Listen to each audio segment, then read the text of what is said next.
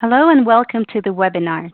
Today we would like to address various aspects of natural capital, starting from why it is important to account for it, what are the impacts and dependencies of natural capital in relation to business and people, and why should we care to disclose this information. To provide us with insight into these and other key natural capital related issues, we are joined by Guy Duke, Project Director at We Value Nature. Guy will be followed by Fiona Quinlan, Technical Manager at CDSB. Fiona will introduce the results of a public consultation held by CDSB earlier this year. The consultation gathered feedback from a range of stakeholders on whether the CDSB framework can be used for nature-related disclosure, or is there a need to create a new framework for that? My name is Julia Kislitsina. I'm your moderator today.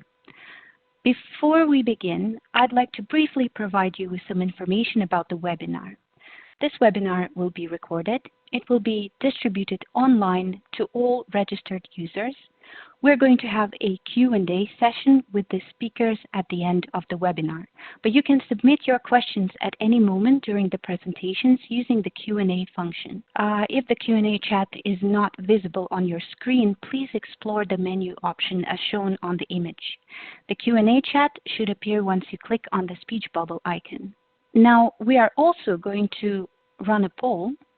Hopefully you can see it right now on your screen. The questions we would like to ask is, what are the main barriers to effective nature-related disclosure? Is it low investor stakeholder demand, lack of awareness, weak connection to financial reporting, lack of guidance, lack of regulatory policy drivers, or other reasons? And if there are other reasons we haven't listed, please feel free to add these in the chat. We will discuss the results of the poll later on at the end of the webinar. With that, I am happy to hand over to Guy. Good morning. I'm Guy Duke, and I'm the Project Director at We Value Nature. And to set the scene for CDSB's presentation on results from its consultation on nature-related financial disclosure, I'm going to provide a high-level overview of natural capital assessment, which is necessary to underpin such disclosure. First of all, let me just explain who we are at We Value Nature. We Value Nature is a €2 million EU-funded campaign under Horizon 2020, the EU's research budget, and it's supporting businesses and the natural capital community across Europe with the aim of making valuing nature the new normal for business. And by valuing nature, businesses can make smarter decisions that benefit themselves, society, and the planet as a whole. The campaign is coordinated by the Institute of Chartered Accountants in England and Wales, the World Business Council for Sustainable Development, the IUCN, and OPLA. The campaign aims to increase uptake of natural capital approach by sharing research, resources, and best practices, identifying barriers and opportunities, providing practical support to businesses through activities such as webinars and other trainings, and reinforcing and boosting the work of the Natural Capital Coalition. In this presentation, I'm going to cover, first, what is natural capital and how does business relate to natural capital? Secondly, why natural capital is important for business decision making and risk management. And thirdly, how business can start applying a natural capital approach to support decision making. So what do we mean by natural capital?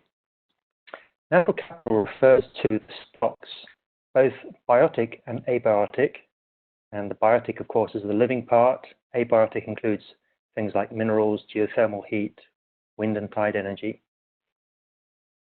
And natural capital is sometimes referred to as natural assets or natural resources. From this stock of natural capital, we get a flow of ecosystem services. They might be production services such as of fiber, timber, food, regulatory services such as regulation of the carbon cycle or the nitrogen cycle, support services such as pollination, and cultural services such as recreation. And we in turn derive a set of benefits from those flows of ecosystem services, benefits to society, benefits to businesses, and we place value on those benefits. Biodiversity is a key part of the natural capital stock, and diverse biological communities ensure resilient ecological processes and functions which underpin the flow of ecosystem services. So why should business care about natural capital? Well, business as usual is clearly no longer possible. Our take, make, dispose way of consuming is no longer possible. By destroying the natural world and its resources, we're destroying the critical foundations on which our economic and social systems are built. Business is part of this problem, but is also part of the solution. Moving to a more sustainable future requires transformational change in our societies and economies. Of course, many businesses are aware of this and are taking action, but these frontrunners remain the tip of the iceberg. This figure will be familiar to many of you. It comes from the World Economic Forum's 2019 Global Risks Report. And for the first time, you can see on the right, the 2019 column, all of the top 5 risks in terms of likelihood are green. They are environmental, as well as 3 of the top risks in terms of impact. You might notice here, of course, that emerging infectious disease was not on the risk list for 2019. But unless, well, we could perhaps say that the pandemic is indeed a human-made environmental disaster, which may indeed be a valid argument. Well, there are plenty of examples of the impacts of these environmental risks over the last year or two. One might point to the California and Australian wildfires, low water levels, for example, in the Rhine, causing companies like BASF and Shell to close certain operations. And we know that the size of the damages are very significant. Pitch for Nature has put the cost of the negative impacts on nature to the world economy at around 4.7 trillion per year. And another study has put the costs of climate change on global financial assets at 2.5 trillion.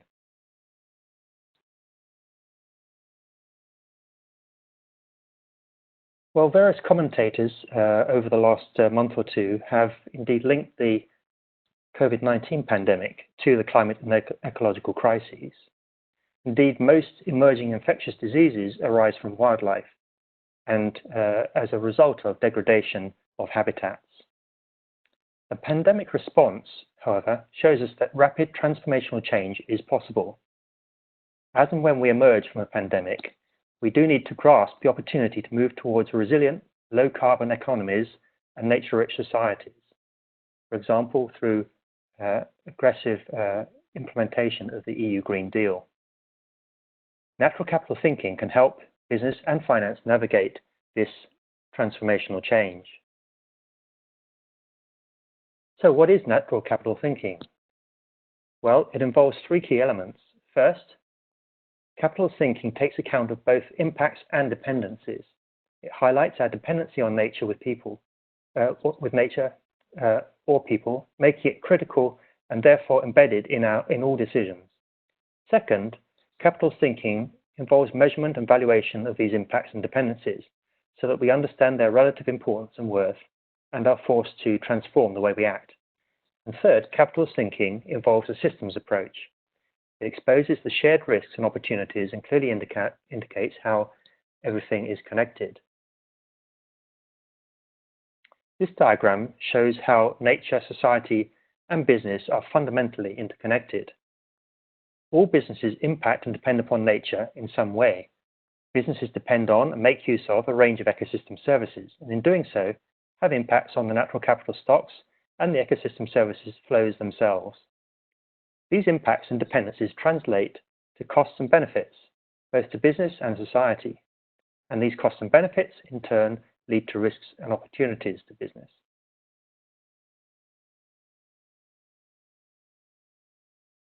Here we have an example of an impact pathway. The example relates to a chemical manufacturing plant which produces air emissions. These are an impact driver. This impact driver leads to changes in natural capital, in this case, reduced air quality. And this reduced air quality has a value impact in terms of impact on human health. And here we see an example of a dependency pathway. This time, the example of a coffee production plant, which has dependency on pollination of its coffee plants. Changes in natural capital cause the bee population to decline. This might be due to the business itself, perhaps overusing pesticides, perhaps other environmental changes, for example, extreme weather events, or other human-induced changes due to activity of other businesses, for example, habitat change. And with these changes in natural capital, there is a need for the business to import pollination services at a cost to the business.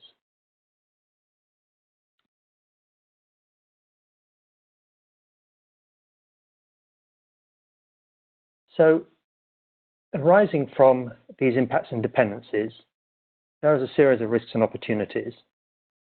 And the Natural Capital Protocol highlights a number of key types or categories of risks and opportunities. They include operational risk, for example, the collapse of a dam, reputational risk arising from increased public and consumer awareness of environmental and social damages, legal risk. We can think, for example, of the case where a major oil company would have to pay for environmental damages, pay for cleanup, and the financial risk underlying these three other risks.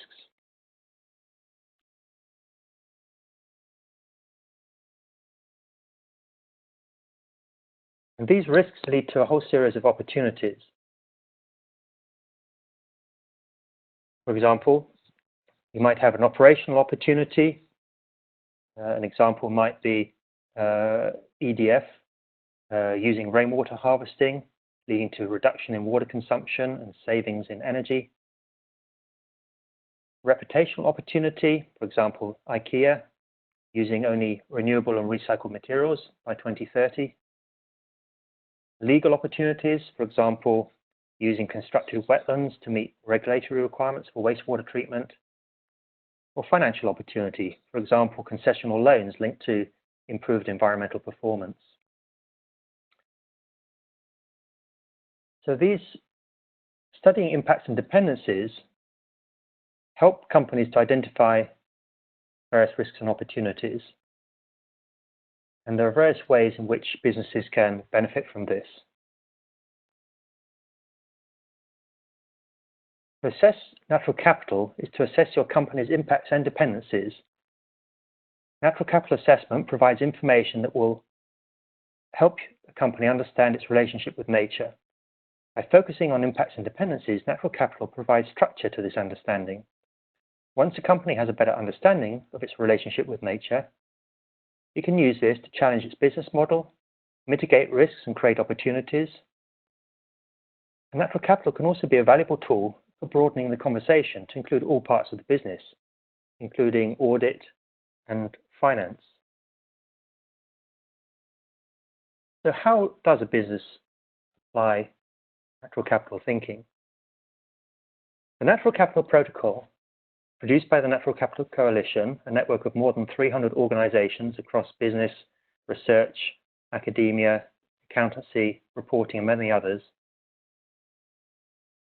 The protocol has been developed and to harmonize approaches to natural capital and help businesses get to grips with a crowded and confusing landscape. The protocol builds upon many approaches and seeks to present a standardized, harmonized, global approach to applying natural capital and ultimately support better and more informed decisions. The structure of the protocol involves 4 main stages: framing the problem, the why stage; scoping the problem, the what stage; measuring and valuing, the how stage; and applying, the so what stage. And this is subdivided into 9 logical steps. It should be easy to follow, and should be suitable for any business across any sector or geography. Stages and steps are iterative, so companies might expect to revisit previous steps as they go through the framework. The protocol is a framework. It lays out steps, helps to structure your thinking and your research. However, in order to actually address natural capital in your business, you'll still need to make use of specific methodologies or tools. The protocol does not recommend any specific tools because this is highly dependent on your particular business context and what you want to get out of your assessment. What the protocol does do is help you realize your business context, to frame your assessment, and prepare to select the right tools for your assessment. The Coalition also provides a toolkit, which we'll talk about a little later in this presentation. This diagram shows how the assessment process of framing, scoping, measuring, and valuing leads through to decision-making, business strategy and action, and subsequent reporting and disclosure.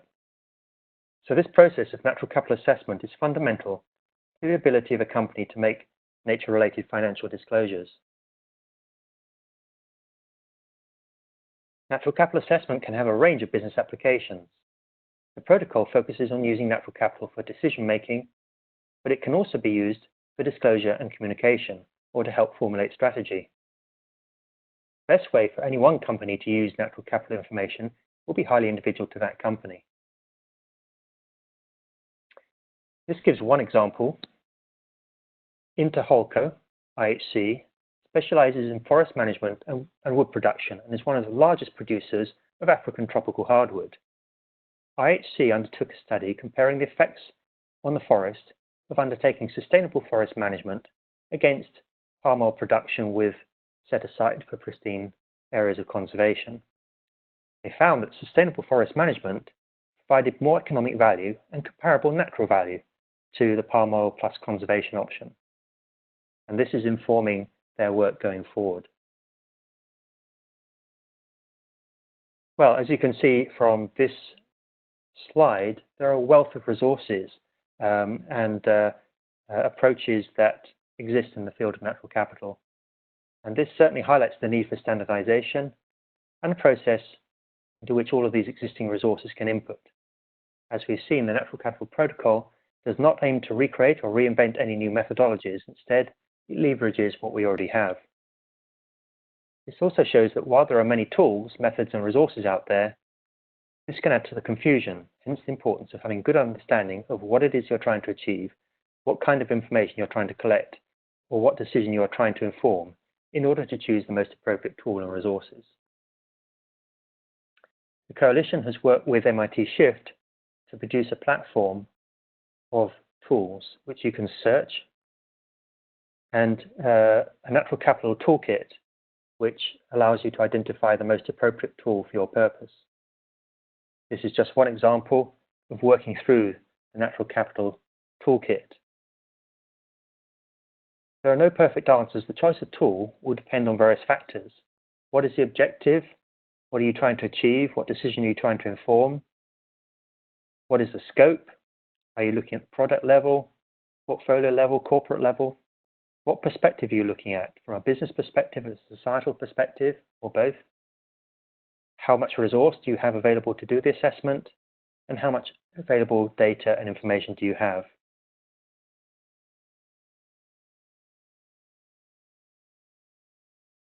The Natural Capital Coalition has recently launched a set of training videos that can guide you in an interactive way through a light natural capital assessment to explore just how much can be achieved with limited resources. Well, 2020 has been billed as a super year for biodiversity, and indeed there are many initiatives ongoing at the moment. Some of these understandably rescheduled. Of course, work is ongoing on the Sustainable Development Goals and on the Paris Agreement under the UNFCCC. World leaders expected to review progress made on the Sustainable Development Goals and the Paris Agreement later this year. Within the Convention on Biological Diversity, a major conference of the parties is coming up and will set new targets for the next decade in relation to biodiversity. And Business for Nature has brought together a coalition of businesses to champion radical collaboration, unite businesses across the world in support of new global targets for biodiversity.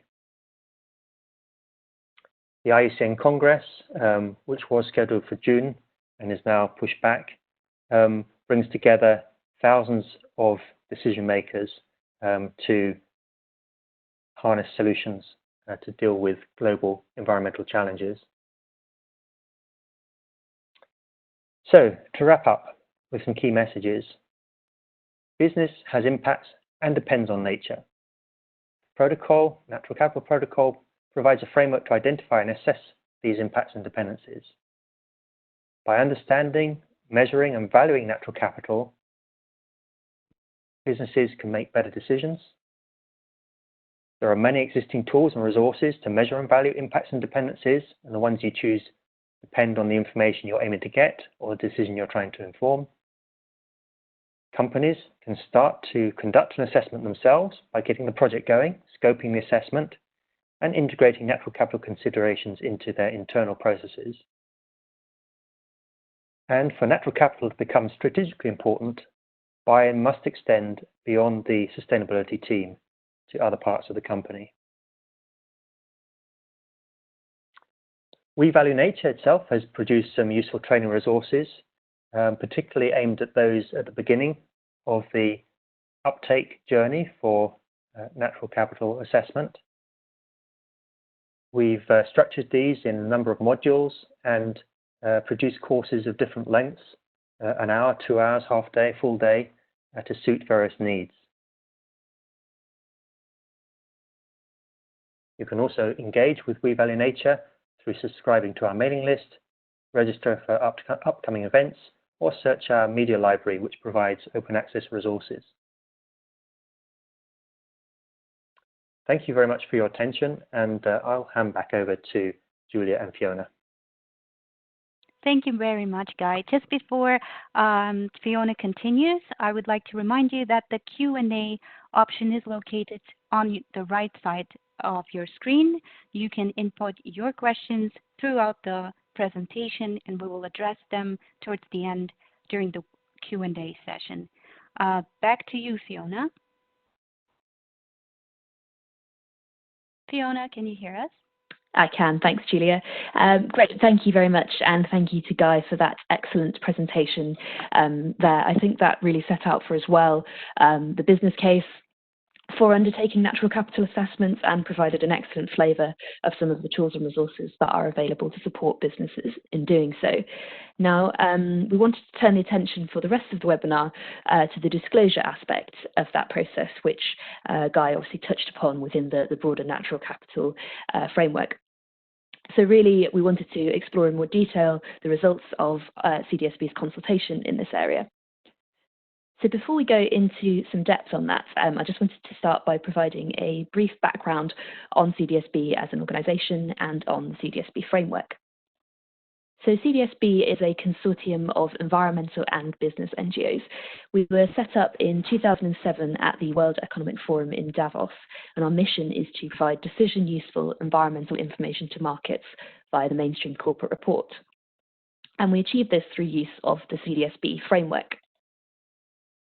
So the CDSB framework provides a set of 7 principles and 12 requirements, which you can see on the screen in front of you. So the principles help to guide companies in how they should disclose, and the reporting requirements help them with what they should disclose. Now, the emphasis of this framework is on reporting environmental and climate change information within the mainstream report. So that's around focusing on what's material for your investors. The framework therefore sits in a complementary way alongside other reporting frameworks, such as the Natural Capital Protocol, CDP, or GRI, which can be used to prepare wider information, which the framework is then used to support this in streamlining disclosure for the mainstream audience. The CDSB framework has been referenced in EU Non-Financial Reporting Directive guidance and a range of stock exchange listings globally, so it's well used within the market. So turning now to the consultation that we ran. So as we've heard already, and I'm sure many of you are aware, it's vital that we see accelerated action on biodiversity and natural capital loss. So there's a key role here for nature-related financial disclosure to support this.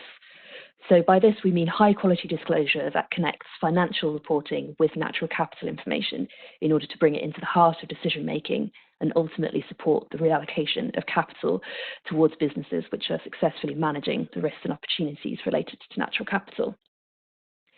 So given the complexity of the existing reporting landscape, we see it as key that we avoid the emergence of potential new frameworks that would further complicate this disclosure realm for companies.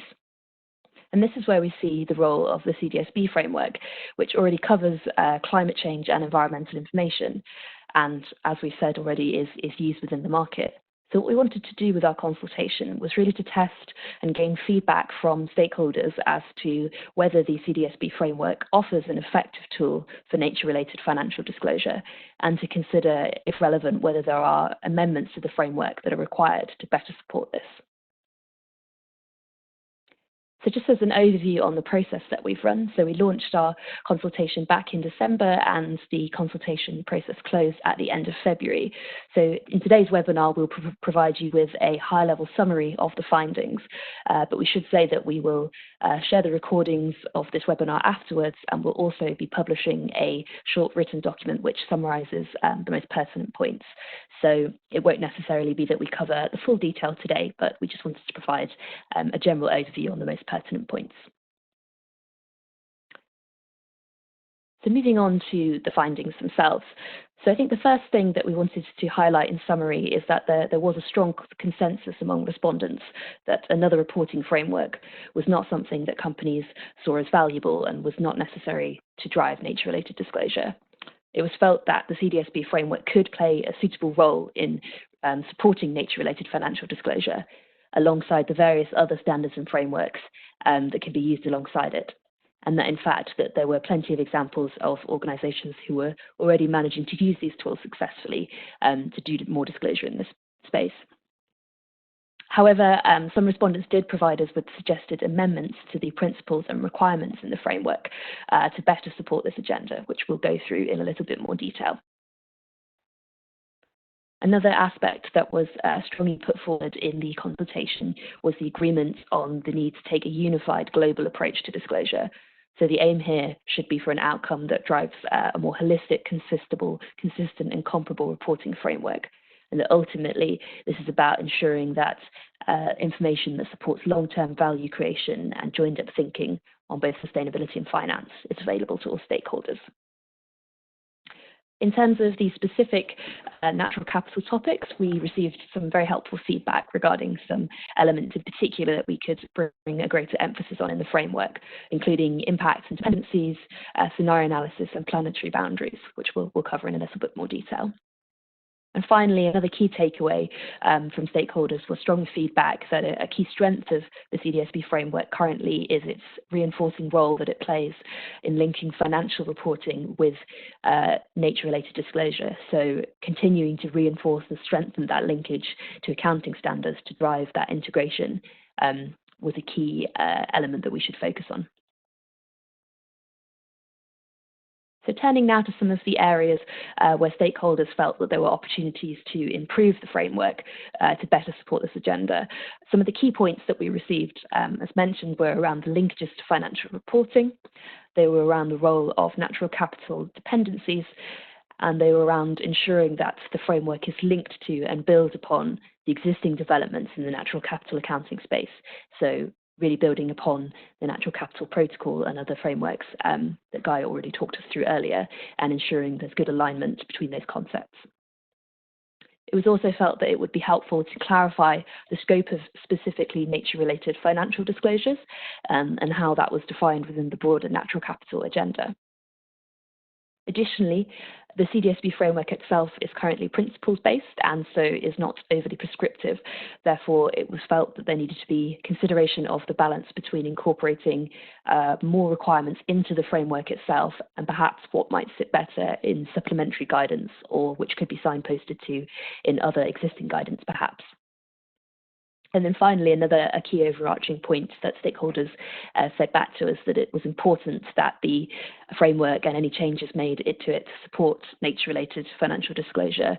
It continued to recognise the variety of different stakeholders and organisations who may use the framework. Therefore, it needed to be suitable to be applied at a range of different scales for different sizes of organisations and in different geographies.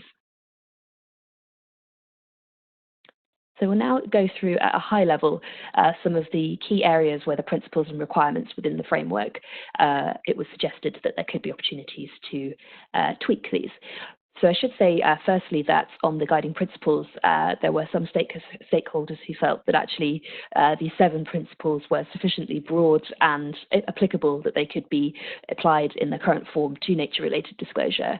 And that actually, because they're very closely linked to the principles used in financial reporting, it wouldn't necessarily be beneficial to change that because that helped to reinforce connectivity. However, there were some stakeholders who suggested that additional principles could be added to the framework to better reflect nature-related matters. So, for example, the inclusion of a specific principle on the valuation of impacts and dependencies aligned to the Natural Capital Protocol, or perhaps a similar principle around planetary boundaries.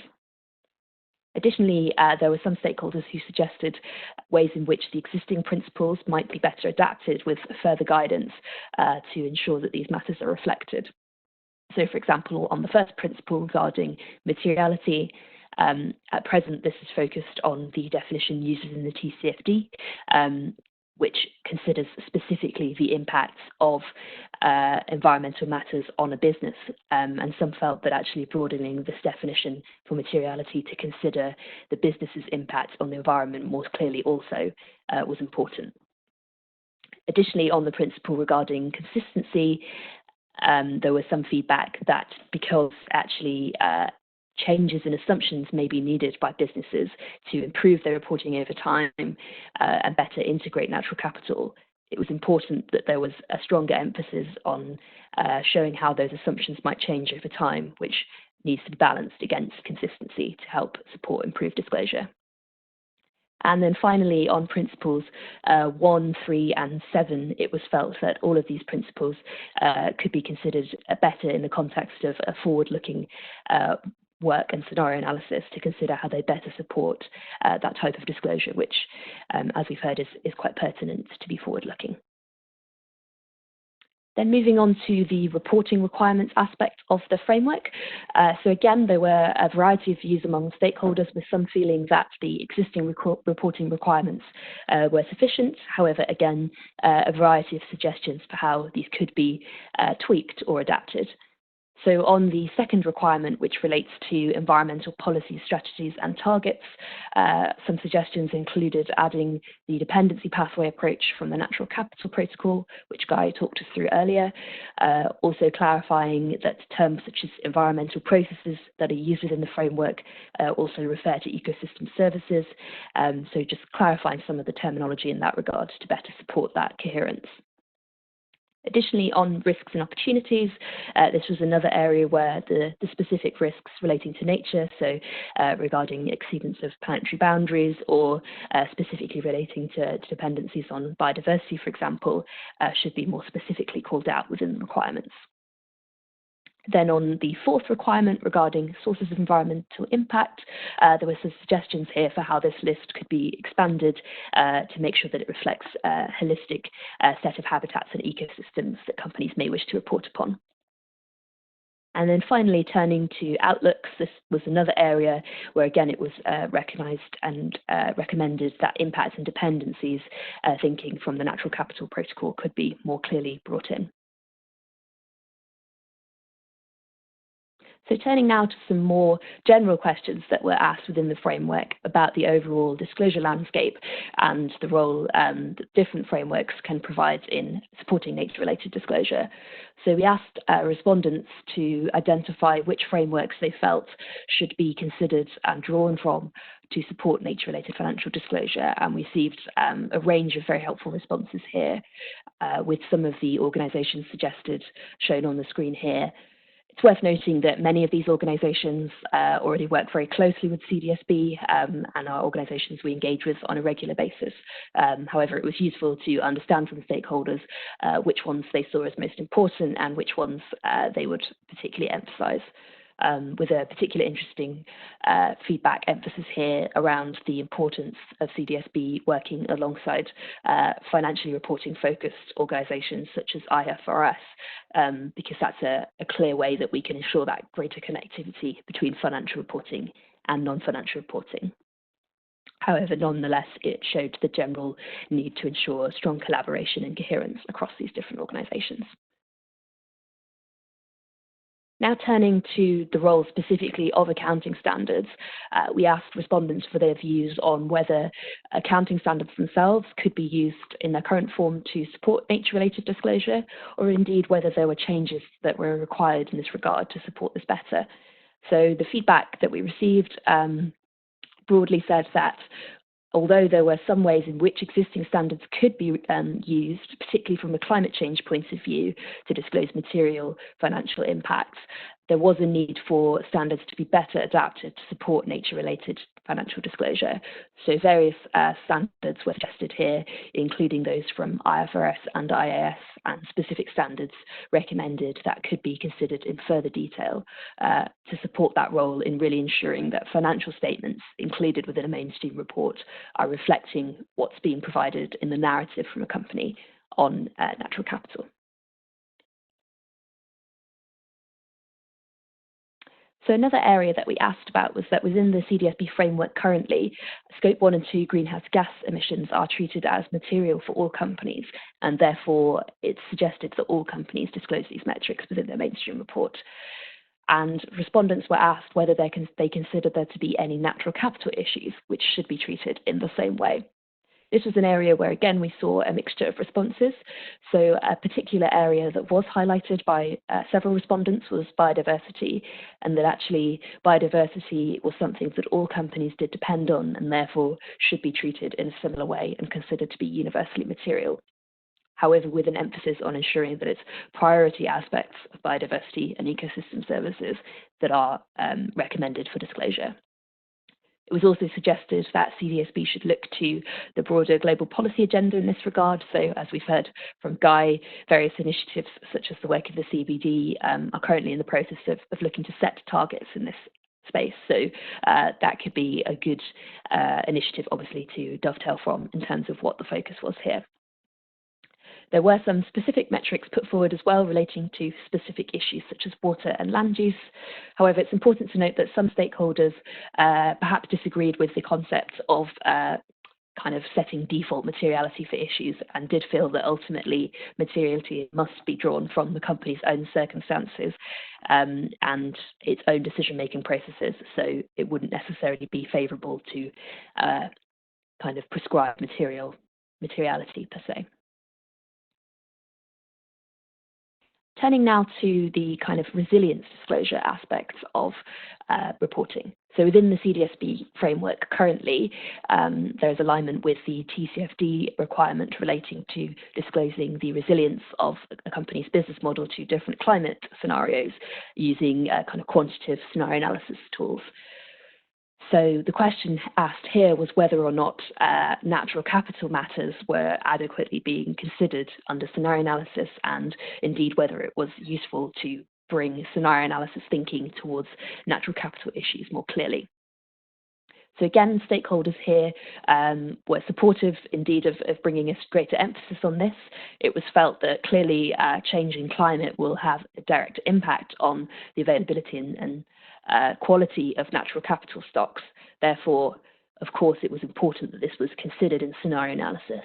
It was also felt that perhaps this wasn't something that was being adequately addressed in existing guidance, which perhaps considered natural capital stocks as a static aspect, and perhaps therefore was overlooking risks that businesses may face in the longer term. It was therefore suggested by many that clearer guidance was needed to support disclosure in this area, not just in terms of broadening out to natural capital, but actually that scenario analysis for climate change more broadly still needed further guidance and support for companies to be able to use it effectively. So here it was recommended that CDSB's framework could play a role in setting out standards and recommendations and providing supporting guidance to companies on specifically what scenarios they might choose to use and the methodologies that they may take. However, it's important to note that also some stakeholders did feel that whilst in the long term it was beneficial and desirable to move towards nature-related scenario analysis, the fact that actually climate scenario analysis itself was already proving very complex should mean that it would be better to allow this to perhaps mature as a practice first before seeking to broaden it out to other issues. So the kind of overarching question that we asked, I guess, was in light of having considered in detail through the consultation response the specific aspects of the CDSB framework, did it kind of lead, therefore, to the conclusion that there was not a need for another framework to support nature-related disclosure?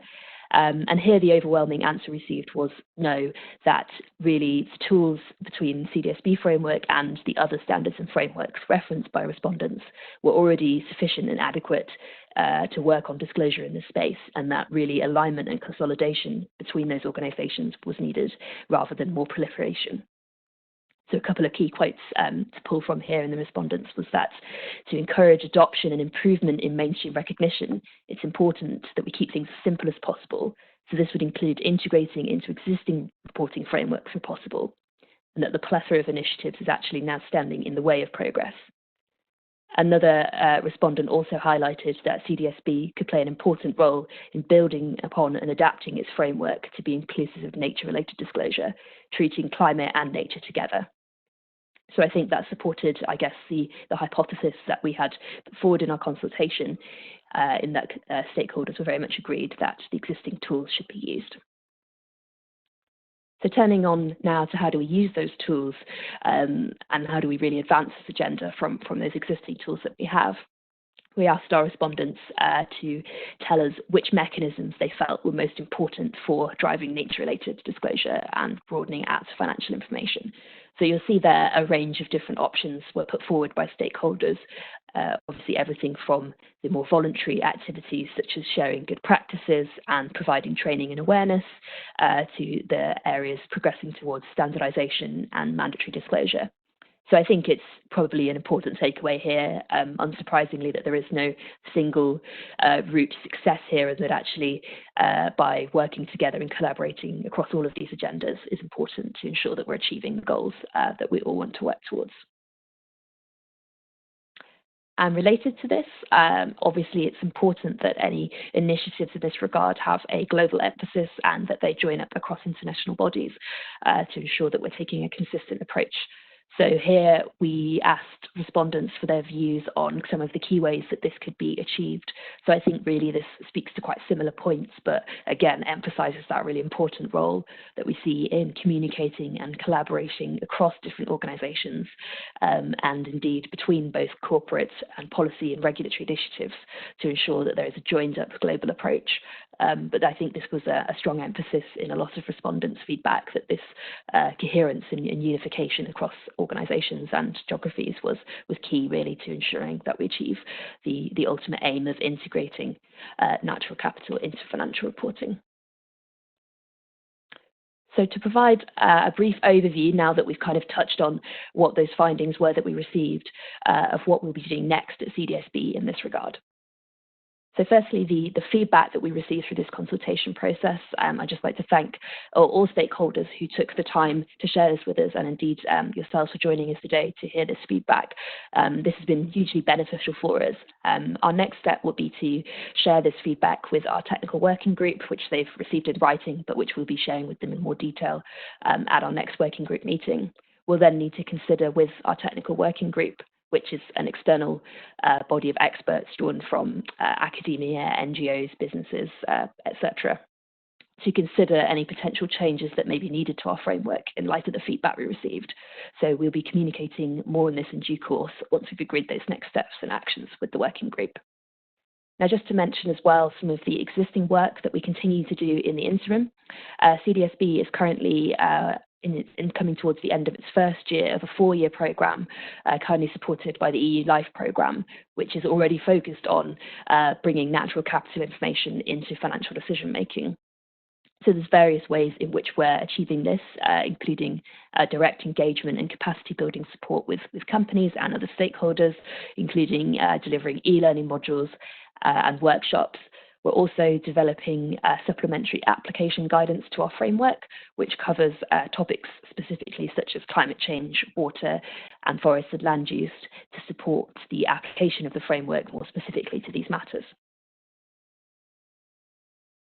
So on that note, we wanted to just end on a call to action, really. So as part of this work, we have established 2 subgroups to our technical working group. One is focused on the development of our water application guidance, and one on the role of accounting standards in supporting climate-related disclosure.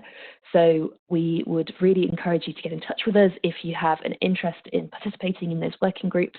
We're looking for broad representation from across different types of organisations working in this space.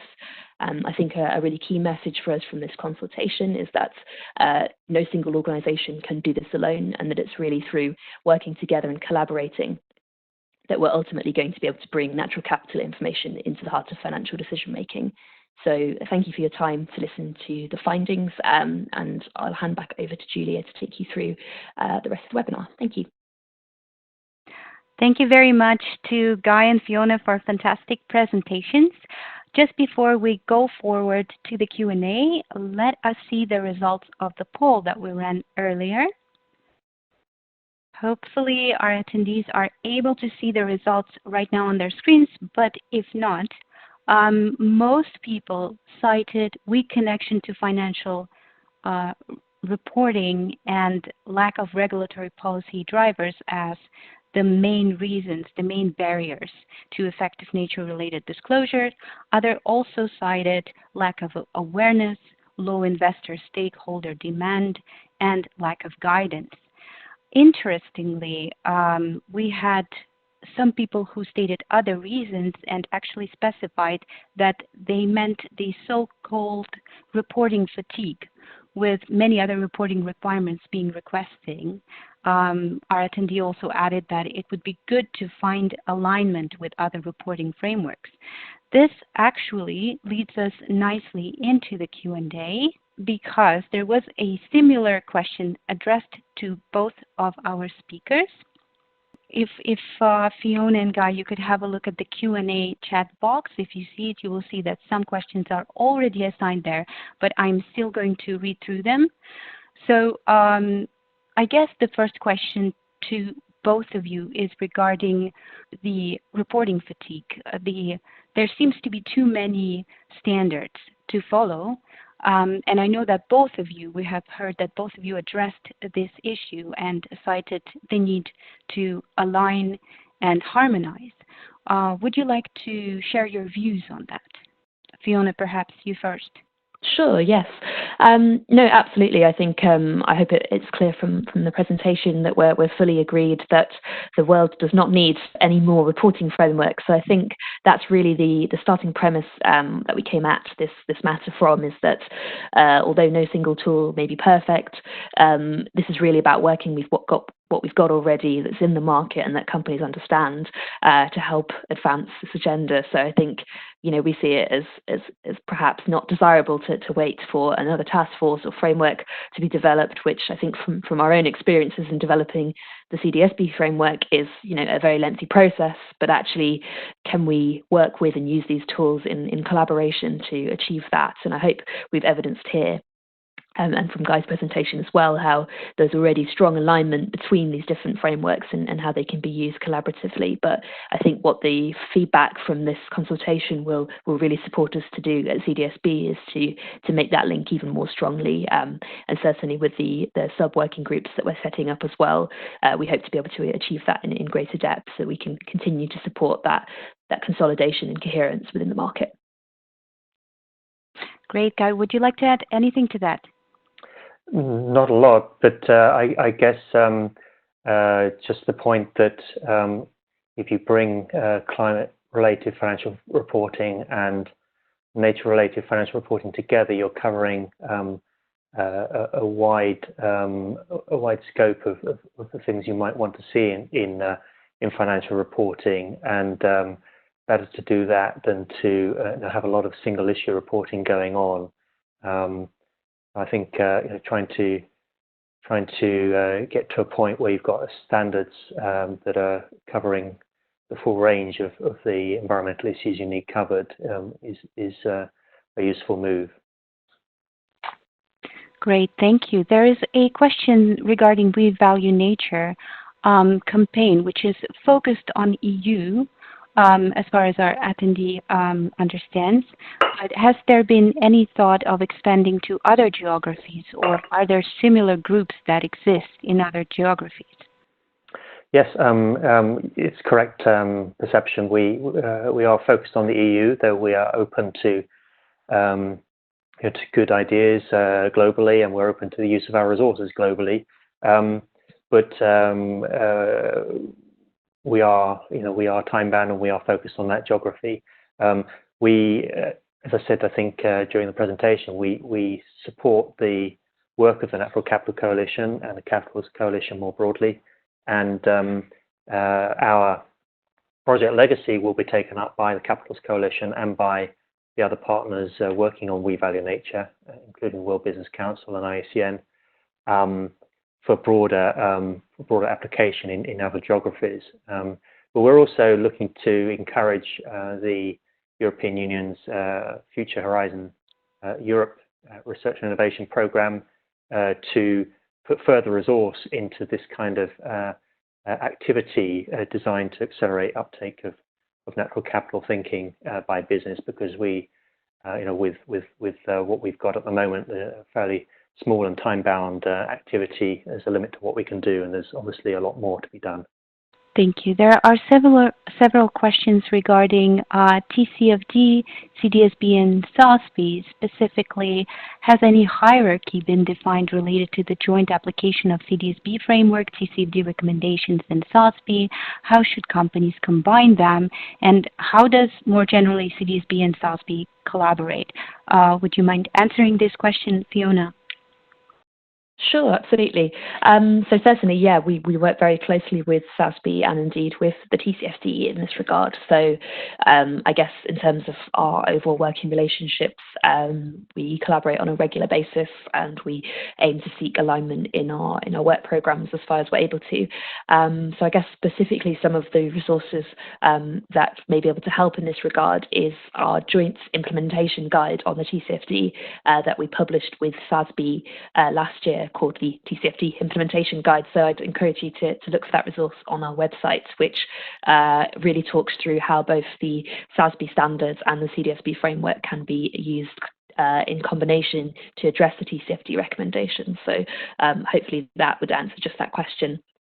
And additionally, alongside that, we work closely with SASB in developing examples of good practice as well. So the TCFD handbook that we published last year also aims to draw together case studies and examples of how these tools are being used together for effective disclosure. So certainly there's good alignment between them, and some of those guidance materials I'd certainly encourage you to look at to understand the detail of that more closely. And obviously feel free to reach out to us and follow up if we can support you in understanding that more clearly. Thank you very much. There is a question, a very interesting question regarding the connection between COVID-19 and biodiversity. If there is a connection, how will it impact any framework standard? And perhaps, Guy, you have some thoughts on that. Yes, I mean, this is an area where one needs to be cautious, I think, in the current context. But as I said during my presentation, it is well known that many of the emerging infectious diseases that we have seen over recent years have come out from wildlife and have to some extent been related to overexploitation of wildlife or degradation of habitats, particularly forest habitats.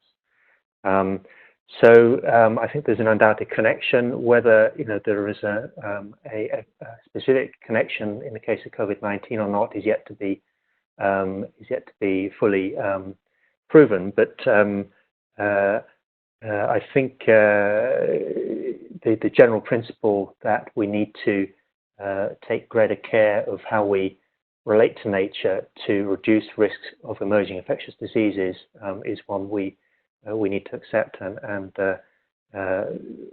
rebalance our relationship with nature on that basis.